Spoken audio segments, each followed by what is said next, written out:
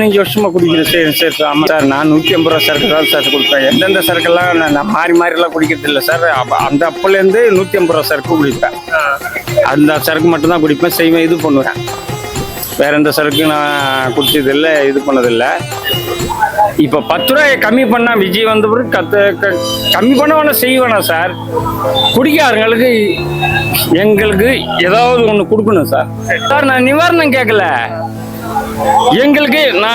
எங்களுக்கு வந்து திருந்துற மாதிரி, நான் அந்த ஞாபகம் வராத மாதிரி, ட்ரிங்க்ஸ் ஞாபகம் வராத மாதிரி அதை சொல்ல வரோம் சார். நீங்க சார் ட்ரிங்க்ஸ் ஞாபகம் வரக்கூடாது, எங்களுக்கு எந்த ஞாபகம் வரக்கூடாது. கொண்டாடி பிள்ளைங்க கூட நல்லபடியாக வாழ்ற மாதிரி ஒரு இது அதை கண்டுபிடிச்சிட்டு நீ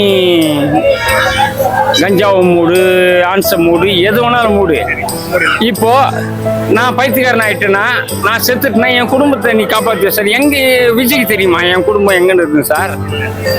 தமிழ்நாட்டில் எந்தெந்த குடும்பம் எங்கெங்க நாடி போகுதுன்னு யாருக்கு விஜய் முதலமைச்சருக்கு சார் தெரியும்? அதுக்கு இப்போ என் குடும்பம் செத்து போச்சுன்னா என்ன சார் பண்ண முடியும்? நான் குடிச்சாலும் செஞ்சாலும் போய் சம்பாதிச்சு போய் கொடுக்குறேன், செய்கிறேன், எல்லாம் பண்ணுறேன், செய்கிறேன், என் குடும்பத்தை காப்பாற்றின்னு நல்லா இருக்கிறேன், செய்கிறேன், இது பண்ணுறேன். இப்போ நீ எல்லாத்தையும் தடை பண்ணிட்டு இது பண்ணுறேன், நான் வேலைக்கு போல செய்யல, இது பண்ணலன்னு என் குடும்பம் என்ன சார் ஆகும்? எனக்கு கொஞ்சம் ஆன்ஸ் வச்சா தான் சார், நான் சீரியஸாக நேரடியாக பேசுகிறேன் சார். கொஞ்சம் ஆன்ஸ் வச்சா தான் எனக்கு அந்த பெயிண்ட் அடிக்கிற வேலைகளே அப்படி பழக்கமாயிடுச்சு சார். நீங்கள் தப்பாக நினைக்காதீங்க, சில பேருக்கு அப்படி தானே சார். வேலைக்கு போகிறவங்களுக்கு சொல்கிறேன், நாங்கள்